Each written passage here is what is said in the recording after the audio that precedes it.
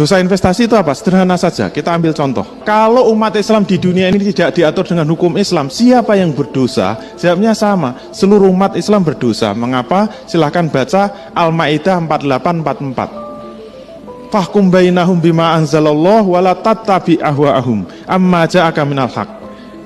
Korinahnya bagaimana? Wa man lam yahkum bima anzalallah faulaika humul kafirun. Ini tegas sekali, siapa saja yang tidak mau memutuskan perkara menurut apa yang diturunkan oleh Allah, mereka itu adalah orang-orang yang kafir. Kesimpulannya apa? Silahkan lihat jam, dia muter terus. Maksudnya apa? Waktu itu akan terus berjalan. Hitunglah dosa investasi kita. Tidak hanya di Indonesia, seluruh dunia, setiap hari, setiap bulan, setiap tahun, berapa terjadi kasus pembunuhan. Tidak hanya Indonesia, seluruh dunia.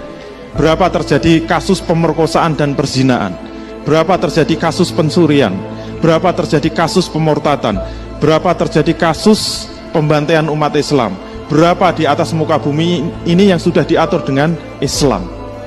Diamnya kita nggak usah kemana-mana lah, mengalir sendiri dosa-dosa investasi. Terus yang dimaksud dosa investasi itu apa?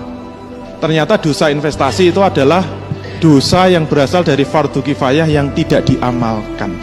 Padahal fardu kifayah itu meliputi 90% syariat Islam, dan fardu ain itu hanya 10%-nya. Hitungan saya ini banyak menuai protes. Kok bisa mengatakan fardu kifayah 90%? Ngitungnya dari mana? Dari saya sendiri gitu. Buktinya mana? Kalau kita lihat di 3 dimensi tadi, dimensi 1 ibadah, dimensi 2 akhlak, dimensi 3 muamalah. Antara ibadah ditambah akhlak dibanding dengan muamalah, sebenarnya muamalah itu jauh lebih banyak. Semakin kita tahu ilmu bisnis Islam, semakin kita mendalami ilmu bisnis Islam, semakin kerasa kita nggak bisa hidup di alam Indonesia. Itu menunjukkan apa? Muamalah itu jauh lebih banyak, dan itu sekarang tidak diamalkan. Padahal itu meliputi 90% dari syariat Islam. Kalau salah silahkan dikoreksi. Fardu ain itu hanya 10%-nya. Jadi kalau kita rajin ibadah, bahkan tambah sholat-sholat nafilah, kita mungkin sholat malam, kita mungkin rajin sedekah, sering umroh, dibanding dengan dosa investasi kita, jomplang, plang. Kalau ada yang berani yakin, insya Allah saya mati besok langsung masuk surga, surgane sopo.